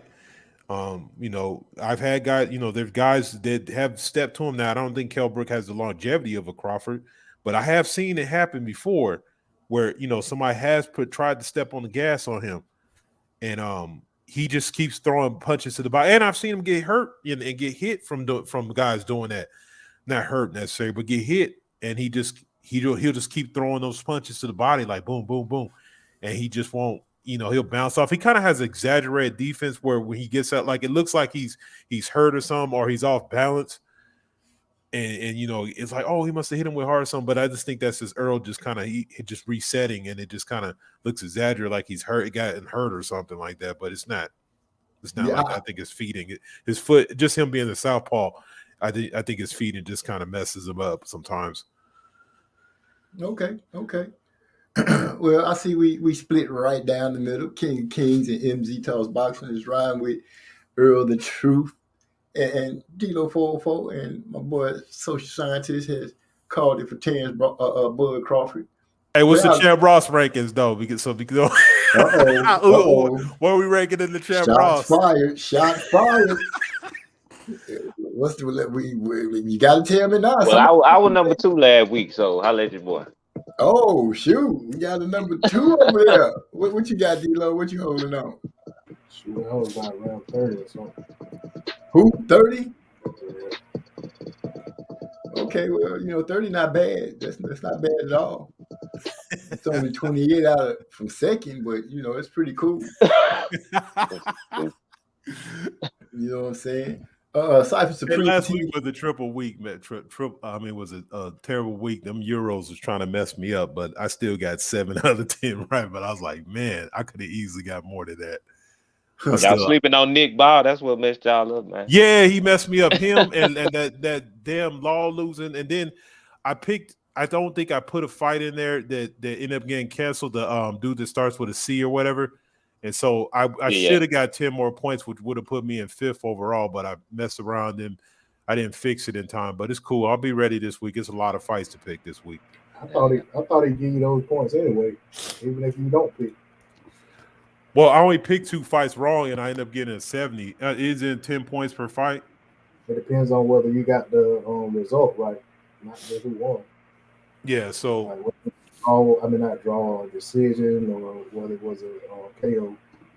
So how? I think I got like 7 fights right, but I got the results. You know what I'm saying? I got fight. I picked decision with the knockouts and vice versa.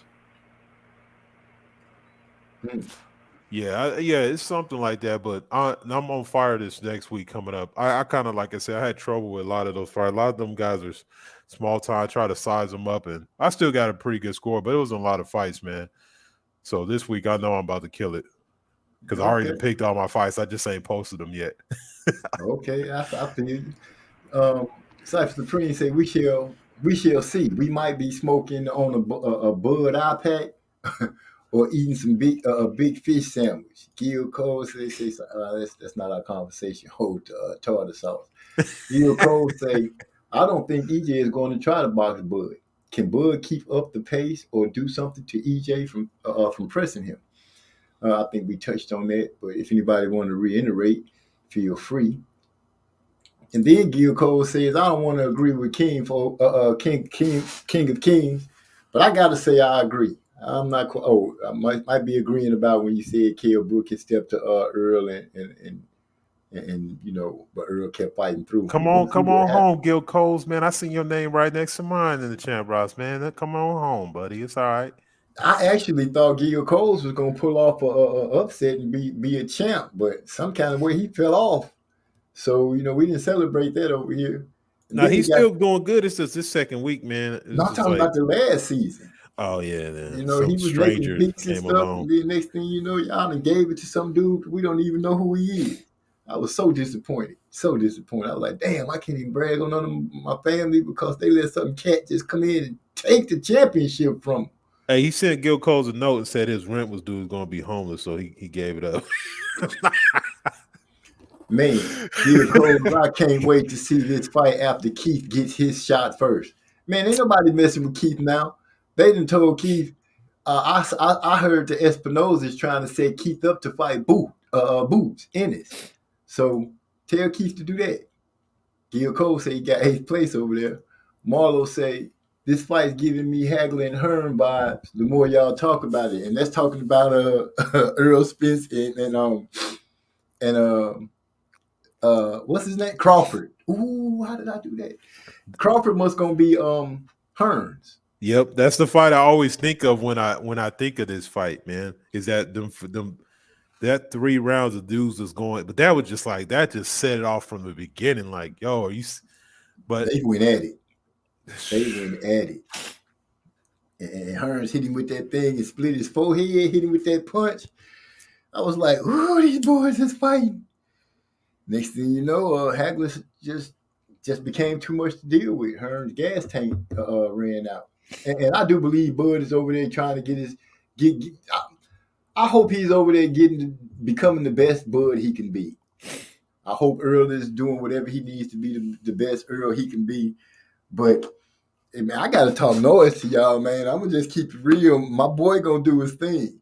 He might not spread out some big ass whooping, but people gonna understand that the big fish is Earl Spence Jr. Cause I heard Terrence say that, he ain't fought an orca yet, and I ain't want to be the one to throw it out there, but I will. Orca is not a fish. He didn't say it was. I mean, but an orca kills killer whales. So I mean, you know what I'm saying? I'm just saying, I've been drinking salt water if again. If you're gonna get in there and fight, you gotta fight fair. You can't bring a mammal to fight a fish. That's not fair. You get drowned. But I'm betting on this Mako shark that's swimming around that hails in Dallas with a whole bunch of teeth.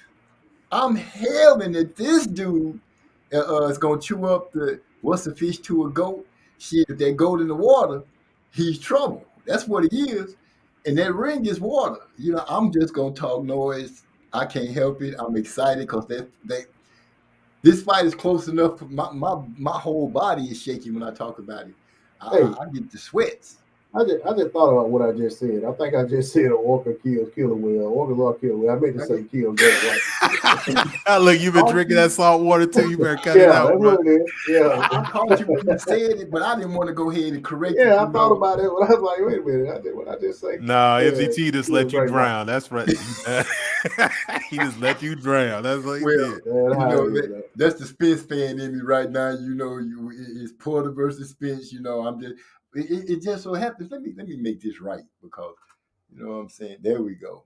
Now, there we go. Put the sport. Man, I'm so thinking about this fight so much. I don't know what to say. But you're right, Cypher Supreme TV. Anybody that wins this fight, no excuses, none. I don't want to hear anything except your dude won. Hey, I'm on the same thing, man. Because if you're in the excuse making business, you can make excuses for either guy if they lose the fight. You know what I'm saying? But if you're in the business of giving fighters that just do it, give them the credit for what they go out there and do in the ring, it ain't no reason to ever try to strip credit away from a fighter. You know what I'm saying? Especially in a situation where, ain't nothing, crazy going on that you got to wonder about right after the fight. You know what I'm saying? I think all of that talking about what happened prior to the fight and this, that, and the other, you know what I'm saying? A lot of times, you know what I'm saying, it's about, trying to take credit away from the guy, you know what I'm saying? Because the reality is both of these guys have been waiting the same amount of time to fight each other. You know what I'm saying? They just had to get there.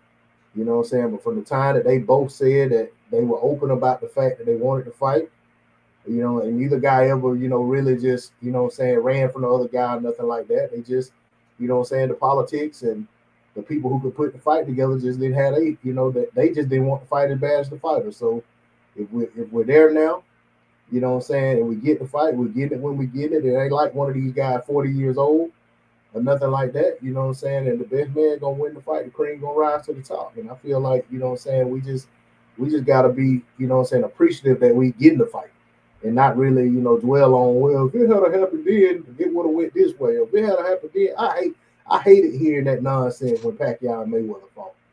Like, man, the dude fought when they fought. You know what I'm saying? Yeah, And the yo, man dog, won you're the right fight that about won the that. fight. You right Then about that, man. I hated that they did that too. Because the truth of the matter is, us real boxing fans, the funny part is we knew that was what was always going to happen. It's like it's not this happened or we waited on this fight. Truly, both of these guys are coming off impressive victories.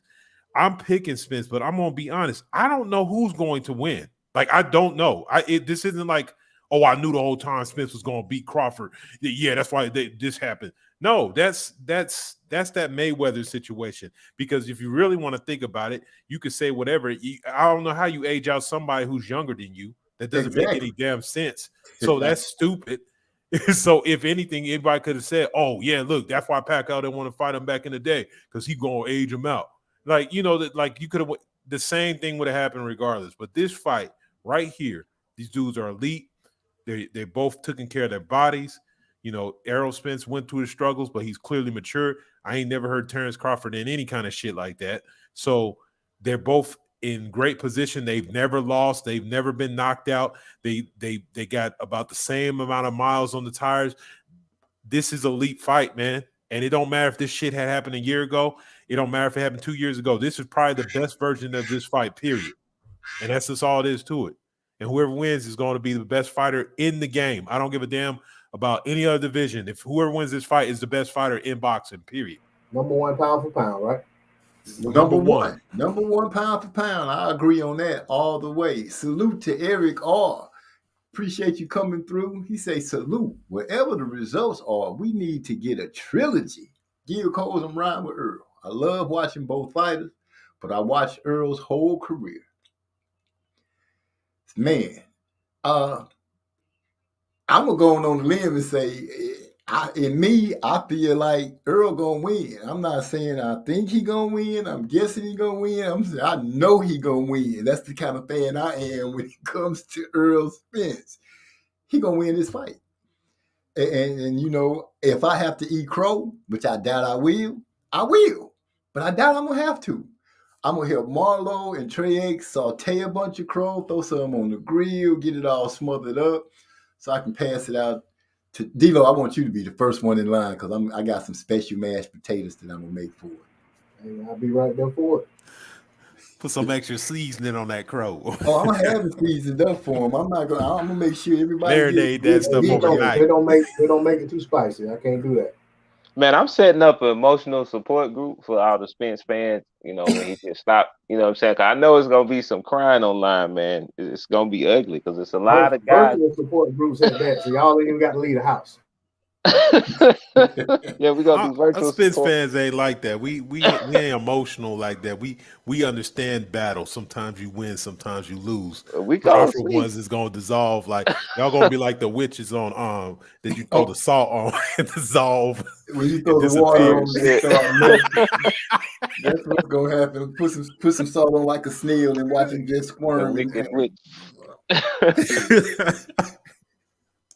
Earl Yeah, Spence, no. baby, Team Spence. Team Spence. If Hey, he got I'm keeping it real. When that day is determined, man, I'm taking that whole goddamn week off. I ain't doing nothing but watching boxing and talking about boxing. That's it. I don't want to think about nothing else. I Man, that's might gonna do be some one of extra. them weeks that can't go by fast enough. You know what I'm saying? It's gonna be Man, like it's gonna be like Monday just dragged by, Tuesday dragged by, Wednesday. You know what I'm saying? It's like Friday, Saturday, whatever get here. man. Eric R said D-Lo 4 boxing is probably the only Crawford fan I like. That's my brother. Oh Hey, man. what about social scientists Yeah, he on the don't panel? fuck with me, I guess. Goddamn. Nigga just made it clear. Okay. Hey, yeah, he told you how he feel. Don't get Hey, emotional. hey, I hope he don't come back in the chat and say I said what I said. Yeah, that's I know, right. right? It is what it It is. is what it does. I said that it is Yeah, what it does. that nigga's social scientist. I don't really fuck with him, but But D-Lo 4 boxing, yeah, I that's mean, he my got a brother cool right there. icon and all, but his fight picks is garbage. Oh, Man. That's messed up. So we know that Fundora gonna be a problem at 154. We know Earl gonna be undisputed at 147. Um, I don't know what else to say, except don't let people change the narrative and start having you to have to talk about this nonsense about uh, um, Earl being on something and all that kind of stuff, or the fact that Crawford is at snack. Because I've been hearing people trying to make stupid statements about Crawford because he's over there at snack. I don't give a damn. It's some good fighters over there at snack that works out, and you're not accusing them of being on anything. So don't accuse Crawford. That man has never been called like King said. He's never been. I have never heard his name tied with any bad press that meant anything. Not outside the ring, not inside the ring. Yeah, Earl had his hiccups. He used to do his drinking and stuff like that. But I have to take him on at his word that he doesn't do that stuff anymore. He learned the lesson, and we moving on. But I'm disgusted at people that start pulling up these dumbass narratives and try to break these two fighters down. And I'm going to say I'm gonna make sure that I make it my business to defend Bud against that nonsense, as well as I would to defend Spence against that nonsense, because we have two great athletes that are showing a good walk of the line. They being professional all the way about it. When Spence had his issues, he didn't make no excuses or anything. He stood in front of the world and accepted whatever the people had to say. But he said what he had to say, and he kept on trucking. Crawford doesn't have any problems. You got to love that. You know what I'm saying? We had Mayweather, great athlete, but we was hearing nonsense outside the ring where it was giving people ammunition to try to tear him down. I'm not gonna let people tear down these two fighters. Word. Yeah, no random ass female better come up out the woodwork before this fight, man. They be keeping them on deck, some broad. But yeah, we ain't. Thank God that stuff for narrative ain't happening. This is a fight we got to take ownership, man. We got to show out, man. So hey, if you even hear somebody even talking about streaming this shit, immediately slap them in the face. Yeah, we're not standing for that. I'm an Earl Spence fan, y'all know that, but I am going to protect Bud when it comes down to this. I'm not trying to hit these people with that nonsense. I'm sick of it. I got two good athletes, number one and number two in my mind when it comes to pound for pound. Earl being number one, Bud being number two. But that's here there. When undisputed comes, Earl will be undisputed, Bud will be the second best. It'd be pound for pound number one, pound for pound number two. No argument, nothing like that. Eric R speaks on Devin Haney is a victor's get out of jail free card. As long as he stays hitting as hard as Clarissa Shields, they won't call Snack for being dirty. Wow. Wow, It's man. fucked up. That's cold blooded. That's funny because Clarissa Shields don't even hit hard in women's boxing. That's basically what he said. Yeah. Oh man. So she signs, he jumped on that quick. So damn, that's kind of messed up because Clarissa is my favorite fighter. Hold up. My favorite girl fighter for sure. Don't be talking about Clarissa, man. She might don't hit hard, but she got stamina. She put enough punches in somebody's face to make them wish she hit hard so she can just knock them out. But she give ass whoopings from round 1 to round 10. So Hey, there's Wait, not a lot of yeah, women that yeah. got concussive knockout power. I mean, there's a few but it's women fighters they take a lot of punishment. Yeah, they can take punishment. They shoot a whole person out of themselves. They take punishment for real. You shooting a whole person out your body? Yeah, you can take some punishment. You got all kind of stamina and everything. So, gentlemen, I'm not gonna hold you guys late. I see it's 10:18, and I see D-Lo was getting ready to handle some business. So I'm gonna ask you guys to help me close it out. Anybody have anything to say? Please feel free to speak your mind. I salute to the year of Earl Spence to go down in history as probably the best fighter of our generation. Go ahead once he defeats Crawford in I'm gonna call it in November. What? So I thought about August, but I'm like, yo, that's like 3 months away. It's not going to happen in September. I don't really know of any good fights that ever happen in October. So I say it's in November. Earl whooped on Kell Brook in October. Okay, but but that was over there in London, and they don't got the normal clock. That was here. What? Tank, Wait a No, minute. that was in, No, it was overseas. that was overseas. That was in England. Tank and Leo Santa Cruz was on Halloween. That was decent.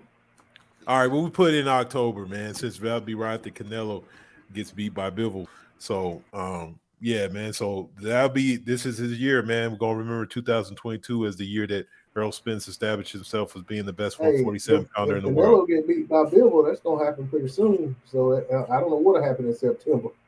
Yeah, it's gonna make a lot of noise if So Canelo fight Bivol in like a couple weeks, ain't it? Nobody just ain't talking about it because Spence and Crawford it's sucking up all the air. So that go to show, you know what I'm saying, who and what's what in the sport. You right. They dominating the headlines right now. Yeah, them guys real soon. I don't know the exact date, but it's pretty soon, man. Like within the next couple 2 or 3 weeks, if I'm not mistaken. Well, matter of fact, it's on that holiday, so it's on Cinco de Mayo, ain't it? Yeah, it's like Cinco de Mayo weekend, so it gotta be next week, like next weekend. After that, yeah, next weekend. Oh, I didn't even think about it. Yeah, so he might, so we might be able to get that in September. Yeah, ain't nobody. Because it's being like you said, the two best fighters are dominating. PBC paying attention, that ought to tell them they can go ahead and get. Wow, you dropped out. What were you about to say? That was a gem. I heard it coming, but then you dropped it. I guess he's gonna come back and let us know. Sorry about that, man. I'm always having some equipment malfunction. My headphones that went out, so I didn't know you were talking. Sorry about that. No, we didn't hear what you were saying. The last part of PBC was smart. What? No, I was saying if they were smart, they would look at that and say, you know what? They gave Canelo an opportunity to fight on PBC. He didn't want to do it. The zone pay-per-view is a new thing, new concept. You know what I'm saying? I think they should go ahead and take the September date. That's in my opinion. I think if they took the date, Canelo and the zone would put his fight on another date. I don't think they would try to go head to head. I think it ought to be whoever get there first, get the date. You know what I'm saying? Because Canelo, especially if they would announce it like they would announce it next weekend, right before Canelo fight, before Canelo get a chance to steal a win or whatever happened out there, and announce the next fight. Yeah, because it would force him to fight something. Because who would he fight to compete with that fight, bro? Nobody. But to be honest, Canelo strikes me. You know how everybody say he followed the Mayweather plan. If I had to guess, I would say that Canelo already has September probably booked. He does. He already has those 2 dates. The venue I forgot what it is, but it's just the opponent ain't set yet. Because the fight that thing he signed with the zone is a 2-fight deal. So they already have that. They already have the venue and stuff set up. It's just they ain't announced the opponent yet. Well, but like I said, even if he does have an opponent, like he could literally, like you said, that would be a power move by Spence and them. Just put that thing in September. Because it wouldn't matter. Who would he fight that would stand up? Like it would either one or two things. It would push him off the date, or it would force him to fight somebody that we would all want to watch. So there's not a fight out there for him that would garnish for us that we all want to watch. Not Andre, not Charlo, definitely not Triple G, not that African guy. There's not a fight out there that not Beterbiev, nothing. You know what I'm saying? It's not a fight out there for him that could supplant this fight. You know what I'm saying? I think they be looking for another date, trying to, especially with the zone just now getting the pay-per-view. Yeah, they be figuring out what to do. You know, D-Lo, now that you know that you've put that into the atmosphere, you're right. I'm sitting here mulling it over and thinking about it, and you're right. You know, at this moment right now, boxing fans are really showing you who is who's the fight that people want to see. And it's Terrence Crawford and Earl Spence. No one is looking for Canelo right now. You really, I hadn't even thought about that. You know, not that I think about Canelo a lot anyway, but you bringing that out, you know, that's pretty big. You know what I'm saying? I'd be surprised if you don't look up and somebody be talking about it in the next couple of days. Because people be stealing stuff. I'm saying people be and it would draw the universal audience too. because like I said, that the holiday's still going to be that month, and really, they at the end of the day, they're still going to watch fighters because, like I said, Mayweather used to fight in the September day, so those same people going to be like, damn, we want to watch the fight. So it would be a power move, and like you said, it would push him off the date, and probably, like I said, probably expand the audience, even though we gonna show up anyway and show out. That's right. So yeah, that's a good one, D-Lo. I appreciate that. Eric R. Eric R. gonna start a fight between the Charlo twins. Don't let Jamel find out that you called Jamal Canelo #1 fan. What? Where is it? Is that in our chat? Yeah. I missed that. 10:23 for you. Okay, let me look and see. 10:23 for me. Now 10:23 for me. He said he could try to fight his #1. Oh wow. Didn't see that. But he says, I hope Bivol wins. I could see him pulling the Kovalev, though. Like Ted DiBiase said, everyone's got a price. So you thinking that he might sell out instead of beating up Canelo? And is this going to be, what is this for? How many belts is this on the line? Anybody know? How many belts does Bivol have? With Bivol and Canelo. Bivol has a belt. One belt. He has one belt. Bivol has one belt. Viterbo has 2 belts, and Joe Smith Jr. has 1 belt. Oh, okay. So Viterbo unified when he retired. Bosick, Godsick, however you say his name. The guy that retired Adonis Stevenson. Okay. He was the other champion, and him and Viterbo had a unification bout a couple years ago. Okay. So I don't think he doesn't strike me as the type that would sell out, but like you said, everybody's got a price. Cypher Supreme, he better show up, man. He a Russian, man. He got to show up in this fight. He should even be letting him fight, really, to be honest, but it is what it is. He better show up. Why shouldn't he be allowed to fight? Because he a Russian, bro. Like, why are they like? I don't understand. Ain't they over there getting beat up right now? Man, they've been canceling a bunch of events where the participants are Russian. So I don't understand why he's allowed. Yeah, that's what it is. This is a money grab. So it's not no moral any of that bullshit. He's another Russian that shouldn't really be able to be having this fight in a big venue like that. But they boxing's full of shit. Well, it's happening, and I hope he beat Canelo. I'm gonna just keep it real. Y'all heard me say it. I ain't gonna change it. So dang, let me throw that up there because that's cold. That's cold.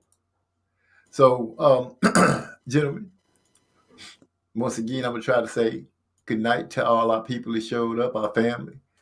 I'm gonna go ahead and drop a track and let that roll us out of here. Yes, sir.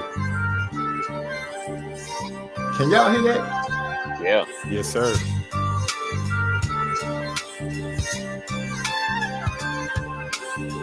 It's just something smooth to ride out on.